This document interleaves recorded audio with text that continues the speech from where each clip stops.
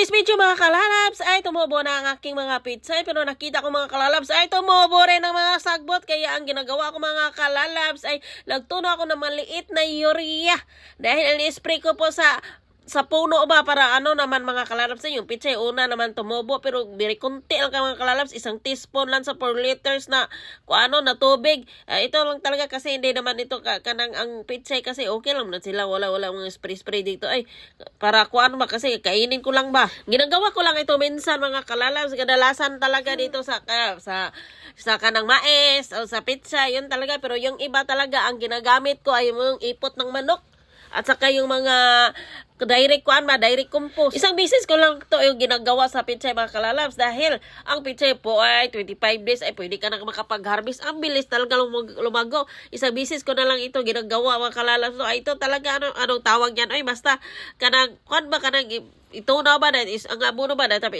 spray gani nga santo sa dahon ba. Pero sa pizza hindi ko ginagamitan sa dahon doon talaga sa mga puno ba inigo ko talaga para makainom-inom ba.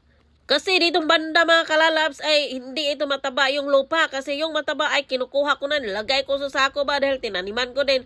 At ito yung yung lupa na sa ilalim mga kalalabs. Kasi dati ito ay parang bundok ito na maliit. Pero ngayon hindi na bundok, napatag na kasi yung lupa ba ay sinusulod ko sa sako para taniman ng mga ibang tanim. Gaya ng kanang kamuti. Binilisan ko ito mga kalalabs kay parte mamaya inuutusan ako ni Mr. Banya. Hindi ko pa nagawa na. Baka ito makakita ako ng stars ba. Baka baka isang tsumbag ba. Wana.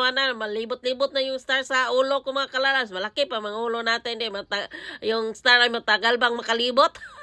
Merry Christmas mga kalalabs. Thank you for watching.